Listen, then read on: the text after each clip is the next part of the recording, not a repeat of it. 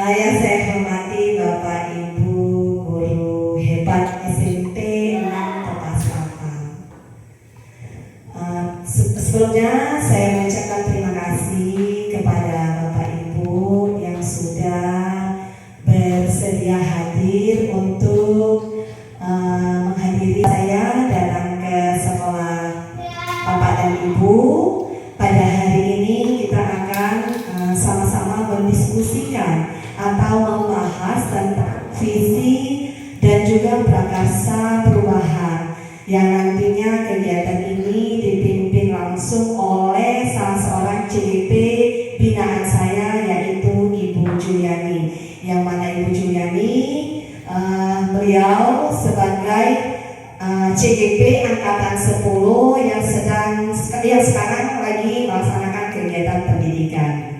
Baik, untuk mempersingkat waktu, marilah sama-sama kita dengarkan kegiatan ya. Marilah sama-sama kita lihat kegiatan yang akan dipandu langsung oleh Ibu Juliani. Kepada Ibu Juliani. Oh iya, Masya Allah, lupa saya. Perasaan saya di SD 9 ya, kepada Ibu Rini. Dan dari awal salah ya? Maaf ya, namanya juga manusia ya. Maafkan saya jika saya bersalah. Baik Ibu, sekali lagi saya mohon maaf ya. Kepada Ibu Rini kami persilakan.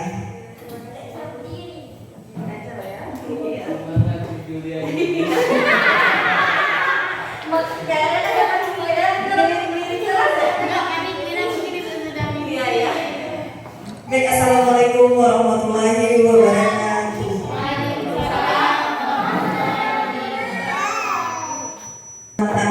Salawat dan salam kepada Rasulullah Sallallahu Alaihi Wasallam. Puji dan syukur kita sampaikan kepada Allah karena diberikan kesehatan dan keselamatan sehingga pada hari ini kita dapat dikunjungi oleh Ibu pengajar praktik yang tidak bosan-bosannya mendampingi, membimbing dan menuntun saya selaku calon guru penggerak angkatan 10 dari SMP Negeri 6 Tepas Selatan. Semoga Ibu selalu diberikan kesehatan, dimudahkan segala urusan sehingga dapat terus membimbing saya hingga program ini tuntas. Kemudian yang saya hormati Bapak Ibu Dewan Guru yang telah menyempatkan waktunya untuk sama-sama mendengarkan pemaparan saya mengenai visi sekolah. Baik Bapak Ibu, pada kesempatan ini kegiatan kita adalah akan mendiskusikan atau menelaah visi dan prakarsa perubahan sekolah.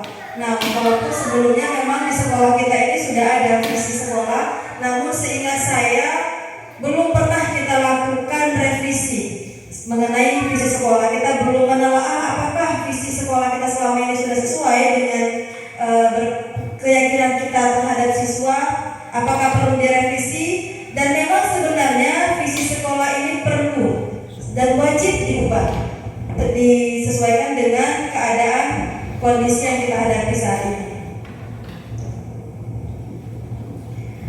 Baik, ini dia saya perkenalkan dulu kepada Bapak Ibu semua tim kerja yang selama ini mendampingi Ibu Rini dalam kegiatan guru penggerak ini. Yang pertama ada Bapak Muali Arifin Aziz, beliau adalah fasilitator mendampingi melalui dunia maya. Kemudian ada Ibu Herlianti yang Masya Allah awet muda sekali. Ya, karena saya pernah bertemu dengan beberapa rekan guru dan mereka merupakan itu guru saya dulu. Jadi saya pikir, wah ternyata ibu ini sudah senior, tapi kelihatan wajahnya seperti lebih muda daripada kita, makanya iya. Kemudian ini ada Ibu ini, kalau di kamera kelihatan cantik, aslinya begitulah. Nah, pada hari ini ada 4 kegiatan utama yang akan kita lakukan. Yang pertama, saya akan menjelaskan apa sebenarnya tujuan diskusi kita pada hari ini. Kemudian kita akan membahas visi sekolah dan prakarsa perubahan yang akan kita lakukan berdasarkan dengan pertanyaan pemantik. Jadi nanti ada pertanyaan pemantik yang akan saya berikan kepada Bapak Ibu. Dari situlah kita akan menelaah apakah visi sekolah kita sudah sesuai atau belum. Nah, untuk tujuan diskusi kita pada hari ini adalah kita akan mendiskusikan atau menelaah visi dan prakarsa perubahan sekolah. Namun sebelum masuk ke sana, saya ingin mengecek dulu nih konsentrasi Bapak Ibu. Ya, apakah sudah siap untuk kita bahas bersama masalah visi sekolah ini atau belum? Siap? Iya. Kita cek dulu tipis-tipis dulu ya. Iya. Susu warnanya putih. Sakti minum? Iya, berarti belum konsentrasi. Susu minumnya air, bukan minum susu. Iya. Rumput warnanya? Singa makan?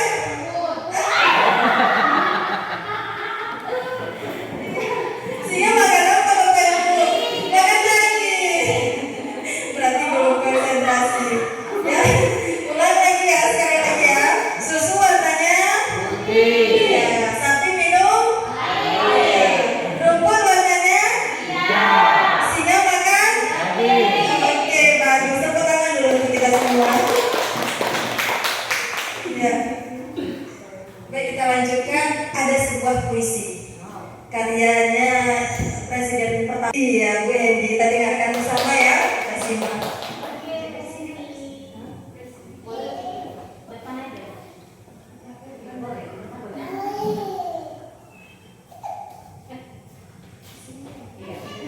Assalamualaikum warahmatullahi wabarakatuh. Yang saya hormati Ibu pengajar praktik CGP lagi ya, Guru Penggerak Kabupaten Semeru, dan Ibu Kepala Sekolah SMP Negeri 6 Tepas Selatan dan teman-teman sekalian.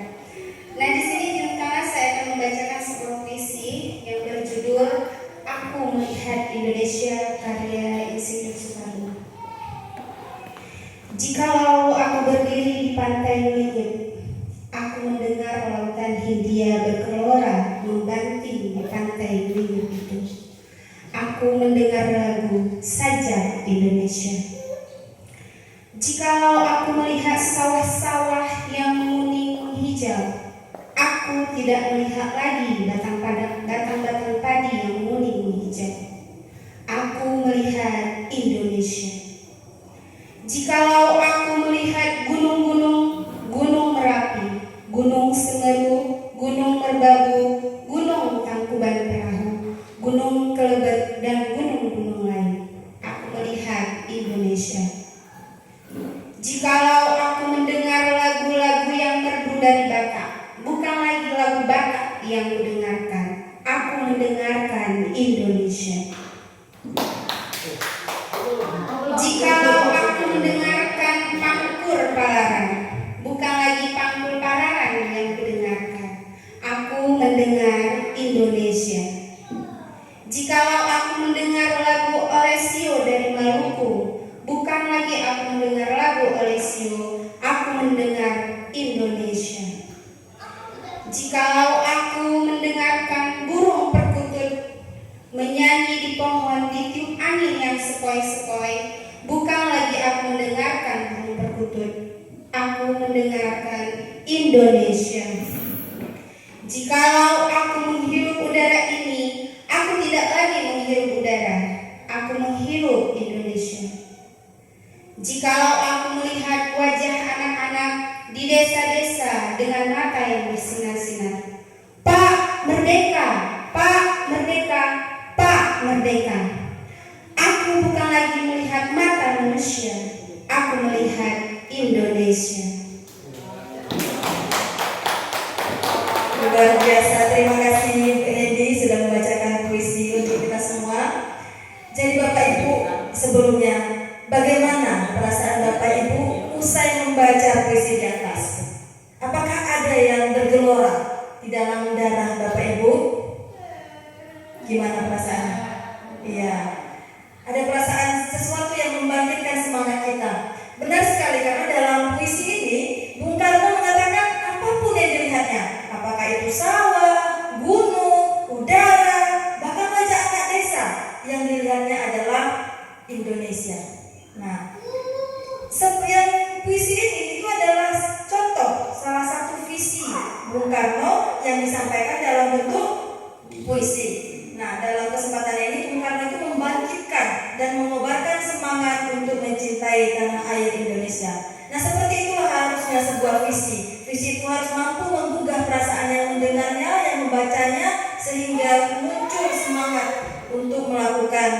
perubahan. Nah Bapak Ibu, kembali lagi kemari. Sebenarnya apa itu visi? Nah, ingatkah Bapak Ibu ketika masih kecil kita ditanya mengenai cita-cita? Pertanyaannya biasanya mau jadi apa kalau sudah besar? Nah kalau dulu Bapak Ibu jawabnya jadi apa? Jadi dokter, jadi polisi. Tahu-tahunya sekarang jadi guru. Ya kita menyampaikan dengan penuh semangat keinginan kita. Padahal pada masa itu kita belum tahu sebenarnya apakah profesi yang kita inginkan itu bisa kita capai atau tidak. Contohnya seperti hari ini, Bapak Ibu ingin menjadi dokter, yang terjadi malah Bapak Ibu menjadi guru. Lalu sebenarnya apa tujuan? Mengapa visi itu diperlukan? Nah, visi itu diperlukan supaya kita bisa mencapai perubahan yang lebih baik dari kondisi saat ini.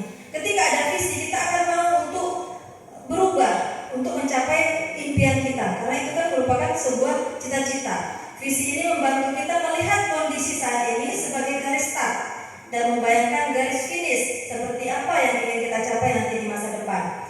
Kalau kita umpamakan atau kita analogikan, jadi visi ini seperti kita seorang pelari, kita harus sudah bisa mengetahui mana garis startnya, kemudian mana garis finishnya. Nah seperti itulah bayangan akan sebuah visi. Saat ini kita sudah punya visi sekolah. Visi sekolah kita saat ini adalah terwujudnya sekolah yang memiliki siswa berkualitas, utama, cerdas dan kompetitif dalam bidang intak, iman dan takwa, dan iptek, ilmu pengetahuan dan teknologi, serta berwawasan lingkungan. Ini adalah visi yang sudah kita jalani lebih kurang selama dari 2009. Setahu saya belum pernah ada perubahan hingga hari ini. Ya, jadi sekarang muncul pertanyaan. Kita renungkan bersama pada hari ini Bapak Ibu. Apakah visi sekolah kita yang selama ini sudah selaras dengan cita-cita kita untuk murid? Atau adakah yang ingin kita sesuaikan lagi atau ingin kita tambahkan lagi dari visi sekolah kita? Ya. Untuk bisa menjawab pertanyaan itu ada beberapa pertanyaan pemantik yang bisa kita lakukan sebagai refleksi diri terhadap sebenarnya apa yang kita inginkan terhadap murid. Jadi ini kita bercerita tentang imajiku tentang murid di masa depan. Bapak Ibu membayangkan lebih kurang 5 tahun atau 10 tahun ke depan seperti apa sekolah kita. Nah, ada beberapa pertanyaan. Yang pertama, kita memimpikan murid-murid yang titik. Bapak Ibu nanti yang menyambungnya. Murid seperti apa yang Bapak Ibu impikan akan terwujud di beberapa tahun ke depan. Kemudian kita percaya bahwa murid adalah titik. Dijawab juga ke semua pertanyaan ini kita membayangkan itu sudah terjadi di beberapa tahun ke depan karena ini merupakan cita-cita kita. Nah sekarang karena pertanyaannya ada 6, ini saya bagi saja Bapak Ibu ya. Saya bagi saja satu orang, ada yang menjawab 2 pertanyaan, boleh ya, nanti kemudian jawabannya silakan ditempel di kertas plano yang sudah kita sediakan. Siap Bapak Ibu? Ya. Nah, baik. Saya bagikan dulu ya.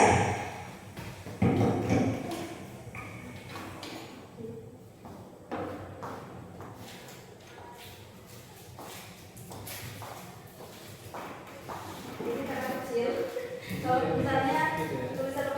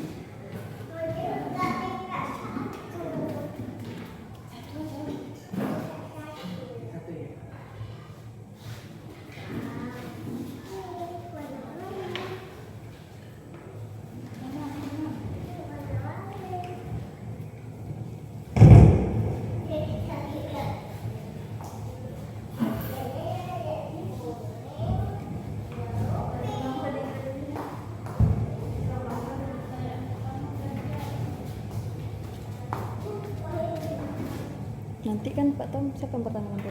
Nanti rekam aja didekatkan aja.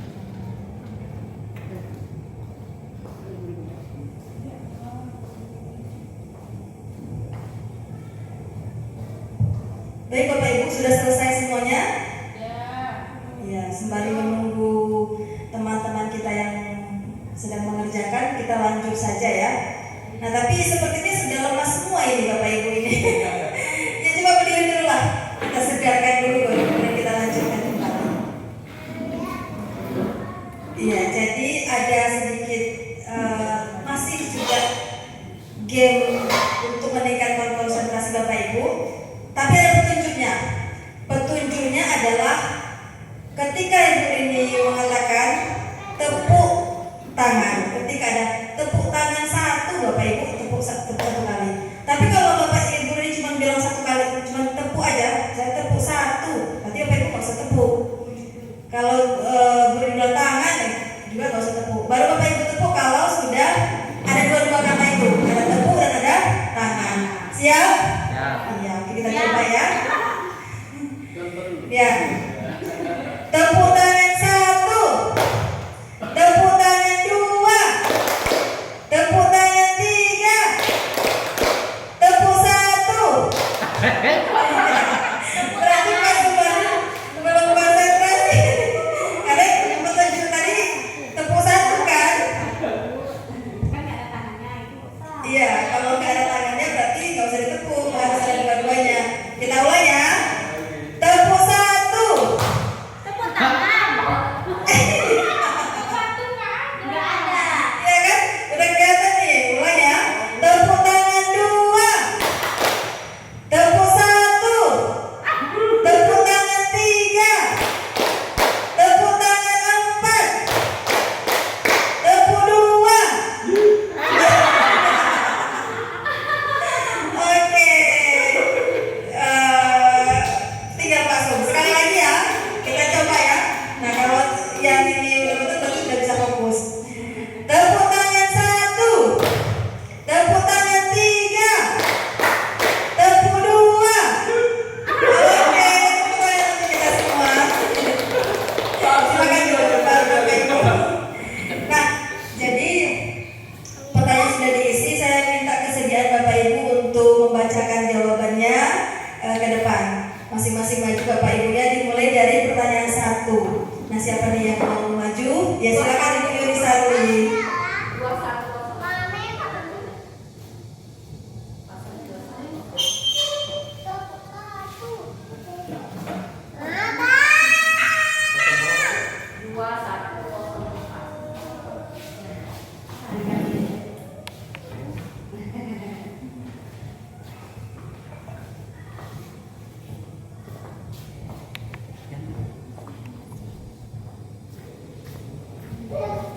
Oke, assalamualaikum warahmatullahi wabarakatuh. Seperti itu ya Bu. Oke, di sini saya bacakan. Kita sebagai pendidik memang memimpikan murid-murid yang mewujudkan profil Pancasila. Yang mana seperti pelajar Pancasila yaitu siswa yang beriman dan bertakwa kepada Allah Subhanahu wa taala,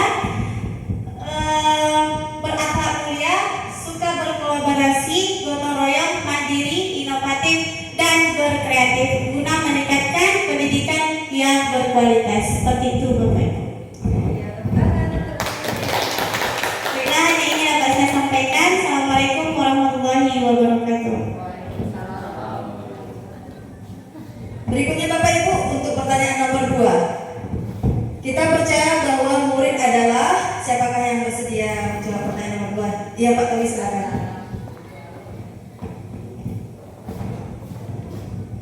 Oke, assalamualaikum warahmatullahi wabarakatuh.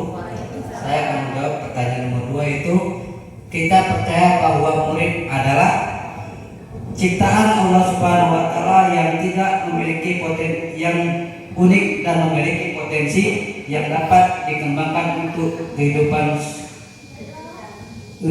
lebih baiknya. Kita sebagai guru dapat menuntun kodrat untuk agar dapat tumbuh dan berkembang secara maksimal. Itu pertanyaan dari nomor 2.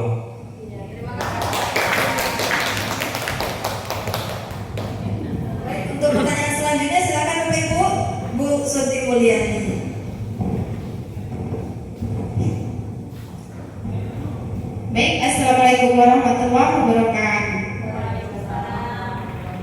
Baik, di situ pertanyaannya, di sekolah kita mengutamakan. Nah, di sini jawaban saya adalah di sekolah kita mengutamakan pembelajaran yang berpihak pada murid dan mengutamakan pendidikan berkarakter untuk bekal masa depan siswa nanti.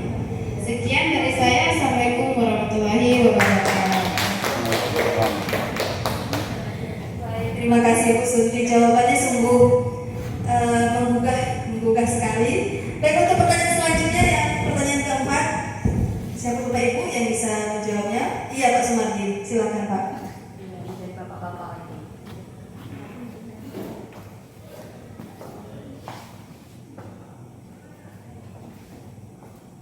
Assalamualaikum warahmatullahi wabarakatuh. Bapak Ibu yang berada pada posisi kita pada hari ini, untuk menjawab pertanyaan yang keempat, saya menjawab bisa mendidik siswa untuk yang akan datang. Kita yakinkan, percaya bahwa dengan kita menerapkan seorang siswa berakhlak mulia. Artinya seorang yang berakhlak itu belum tentu, seorang yang berilmu itu belum tentu yang punya akhlak. Dan dipastikan seorang siswa yang berakhlak itu sudah pasti berilmu. Itu mungkin dari saya. Sekian saja. Assalamualaikum warahmatullahi wabarakatuh. Terima kasih Pak Sumardi, luar biasa jawabannya ya. Yang berilmu belum tentu berakhlak, karena memang dikatakan adab di atas ilmu. Baik, untuk pertanyaan selanjutnya, kita dan warga di sekolah ini paham bahwa ini, siapa yang bersedia menjawabnya? Silakan Pak Mulyadi. Mungkin Pak Mulyadi bisa jawab ya. Pertanyaan nomor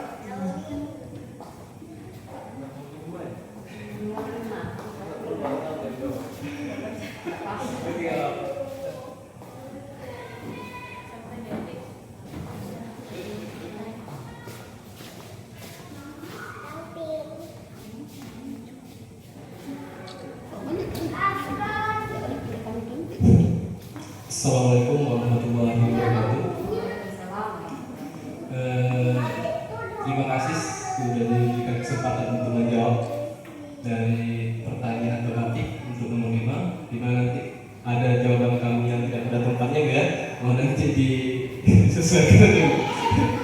Baiklah, saya akan menjawab pertanyaan dari nomor 5, yaitu kita dan warga di sekolah ini paham bahwa untuk saling berkolaborasi antara sesama, yaitu sesama guru, sesama juga murid, namanya satu warga sekolah, itu saling bekerja sama untuk meningkatkan atau mencapai kodrat sebaik-baiknya. Kita yakin bahwa mampu mewujudkan karakter yang melalui kerjasama yang baik antara warga di sekolah yang kita banggakan ini. Terima kasih, itu mungkin yang dapat saya jawab untuk menjawab ini. Terima kasih Pak Mul. Berarti Pak Mul ini menekankan ke kolaborasi, bahwasanya kita dan warga sekolah ini paham bahwa inti dari kesuksesan kita semua tergantung dari kerjasama kita semua selaku warga sekolah. Terima kasih Pak Mul. Untuk pertanyaan terakhir, murid di sekolah kita sadar betul bahwa, ya silakan buka indikasi 5.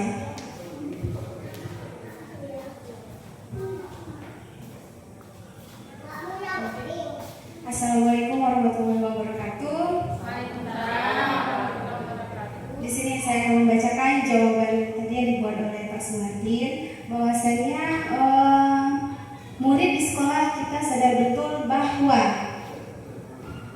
sekolah adalah tempat yang aman, nyaman, dan menyenangkan dalam belajar dan berkarya. Mereka dapat mengasah kemampuan dan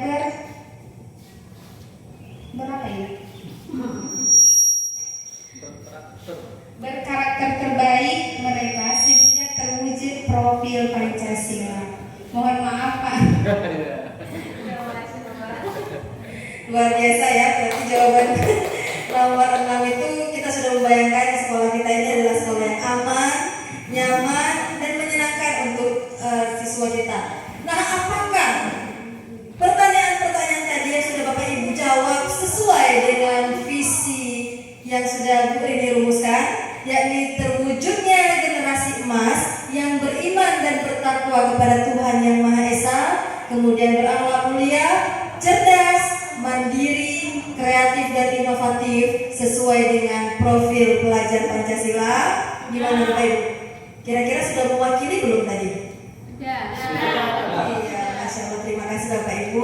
Berarti ini adalah sebuah visi yang Bu Rini susun berdasarkan pendidikan di modul 1.3 mengenai visi sekolah penggerak. Di situ kami diminta untuk merumuskan sebuah visi, dan visi itu haruslah berpihak pada murid. Jadi apapun yang kita inginkan itu tujuannya, muaranya adalah kepada siswa.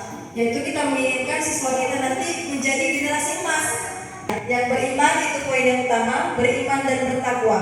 Karena ketika mereka sudah memiliki iman dan takwa, maka insya Allah yang lainnya juga akan menyusul. Pasti mereka akan berakhlak mulia karena takut akan Tuhannya, kemudian akan berusaha untuk menjadi anak yang cerdas, mandiri, kreatif, inovatif sesuai dengan profil pelajar Pancasila. Nah, yang Bapak, karena kita masih mengambil kurikulum K13, dan insya Allah di semester baru ini tahun ajaran 2024-2045 kita mulai menerapkan kurikulum Merdeka. Nah, oleh karena itu penting bagi kita untuk bisa menerapkan ke-6 karakter ini dalam pembelajaran kita di kelas. Apa-apa saja profil pelajar Pancasila? Yang pertama adalah beriman bertakwa kepada Tuhan Yang Maha Esa dan berakhlak mulia, berkebinekaan global, bergotong royong, kreatif, bernalar kritis, dan terakhir adalah mandiri. Baik Bapak Ibu, setelah tadi kita merumuskan visi, sudah kita capai kesepakatan mengenai visi yang sudah akan kita bentuk. Saat ini ada satu hal lagi, yakni prakarsa perubahan.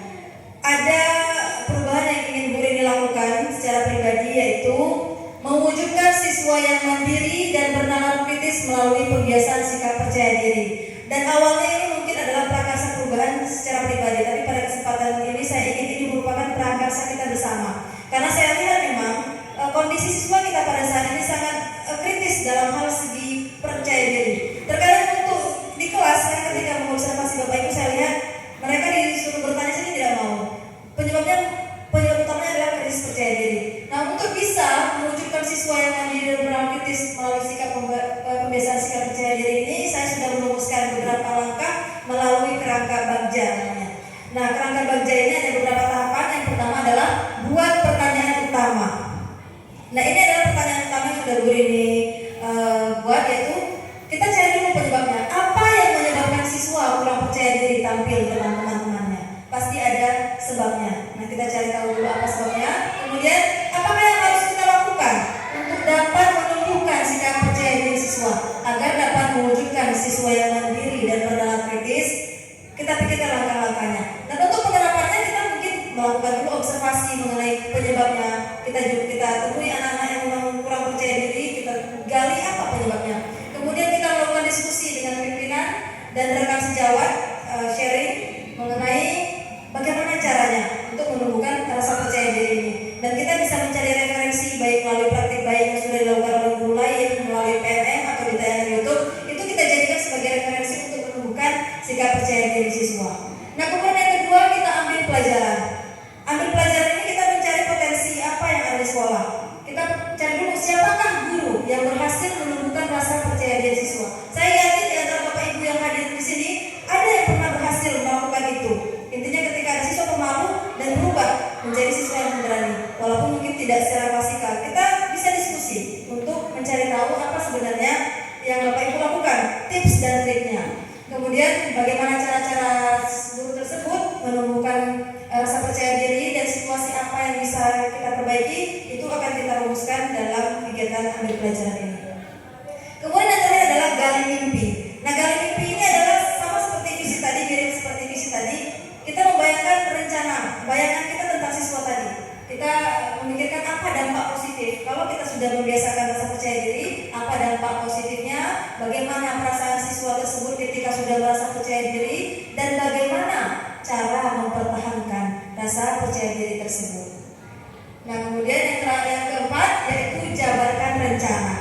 Setelah kita membayangkan bagaimana siswa tadi, kita mulai menyusun rencananya, program-program apa saja yang bisa kita lakukan untuk bisa menumbuhkan rasa percaya diri. Memang saat ini menurut ini ada beberapa program yang bagus dan bisa dipertahankan, yaitu seperti misalnya Jumat berkah, ya kan? Nah, di situ di hari Jumat siswa secara bergantian menjadi pemimpin baca Yasin, kemudian tampil memberikan kultum, memimpin doa. Itu sudah bagus dan bisa mengasah rasa percaya diri. Dan mungkin perlu kita tingkatkan lagi dengan program-program yang lain, begitu. Kemudian yang terakhir adalah atur eksekusi. Tentunya pekerjaan ini tidak akan bisa berlangsung sendiri. Kita perlu dukungan dari berbagai pihak, terutama dari pimpinan, kemudian juga dari Bapak Ibu semua. Kita perlu bekerja sama untuk bisa menyusun program kerja dan melaksanakannya sesuai dengan rencana yang kita harapkan. Semoga dengan usaha-usaha ini prakarsa perubahan yang sudah kita rumuskan untuk membentuk rasa percaya diri siswa dapat terwujud. Baik Bapak Ibu, mungkin hanya itu yang sudah dapat Bu Rini sampaikan pada kesempatan ini. Lebih dan kurang Bu Rini mohon maaf, kesalahan dan kekurangan ada pada Bu Rini, dan segala kelebihan adalah milik Allah Subhanahu wa taala. Semoga apa yang kita lakukan pada hari ini dapat mengubah pandangan kita. Kita bisa sama-sama bersemangat untuk menciptakan iklim terbaik bagi anak didik kita, sehingga siswa yang kita inginkan, visi kita dapat tercapai. Sekian Bu Rini tutup. Assalamualaikum warahmatullahi wabarakatuh. Luar biasa ya. Jadi tadi kita sama-sama sudah mendengarkan ya visi yang sudah dirancang oleh Bu Rini. Jadi saya harapkan nanti ke depan itu bukan lagi visinya Bu Rini, tapi sudah visi bersama. Karena tadi kan Ibu sudah menjawab kalimat pemantik yang sudah dilontarkan oleh Ibu Rini. Baik, terima kasih Bu Rini. Mungkin sampai di sini saja kegiatan kita pada hari ini. Terima kasih saya ucapkan kepada Bapak dan Ibu semuanya. Mohon maaf atas segala kekurangan. Tadi dari awal mungkin saya juga salah yang menyebutkan nama, sehingga saya menyebutkan nama tadi Bu Julian ya. Namanya juga manusia ya, tidak ada yang sempurna. Baik, sekali lagi terima kasih saya ucapkan kepada Bapak dan Ibu. Saya mohon undur diri. Wabillahi taufiq wal hidayah.